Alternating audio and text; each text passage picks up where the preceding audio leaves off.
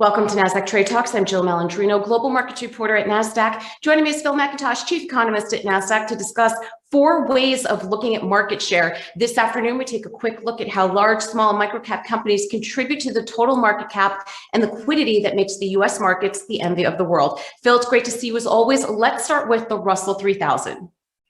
Yeah, so what's interesting about the Russell 3000 is you'd think it's most of the market. When you look at the number of listed companies, though, there's about 5,600 listed companies, and that's before we include ETFs. So basically, the Russell 3000 is just over the top half of the market. And so when we look at the liquidity that's trading in the market, there's a lot of companies that are outside the Russell 3000 that are still contributing quite a lot to the volumes that we see in the market. How does this compare with what you're seeing with the largest cap and mid-cap stocks? Yeah, so that's where it starts to get quite interesting. So if you look at, so we looked at market cap across the spectrum, and what you see is over 90% of the market cap is actually in the top quarter of stocks. The market cap in the bottom half of the tickers is actually almost impossible to see in our charts. So you definitely got a skew in the market towards the mega cap and the large cap stocks.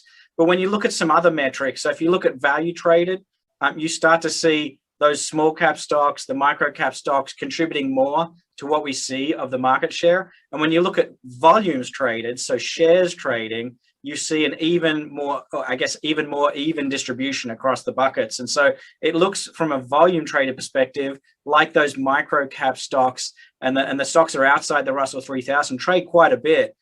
They trade actually close to 30% of all the shares trading in a day. So when we say the market's trading about 11 billion shares a day, over 3 billion of that is trading in the stocks that are probably outside the Russell 3000 for the large part, which sort of puts in perspective how much liquidity is actually outside the Russell 3000. But it also shows a lot of those microcap companies have quite small stock prices. So it doesn't mean they're trading that much in value. Phil, your newsletter also indicated that retail investors seem to like the smaller stocks. Why do you think that is? Yeah, we found that when we've looked at this data in a lot of different ways recently, and with the growth of retail traders in the last 12 months, it's kind of interesting to see that retail do tend to like these really small stocks. And I think part of it is because they've got low stock prices. Part of it is because they've got a little bit more volatility, which means if you buy the right stock, you actually make stronger returns, but also more risk, which is something investors should keep in mind. But there's a kind of statistical quirk to the results too, and that is institutional investors tend to track benchmarks. And so the Russell 3000, which you started asking about, is a really important universe of stocks for institutional investors to look at. And they tend to focus on that even more. So to a degree, the retail look like they're more important in those microcap stocks just because the institutions are missing from those stocks to a large degree.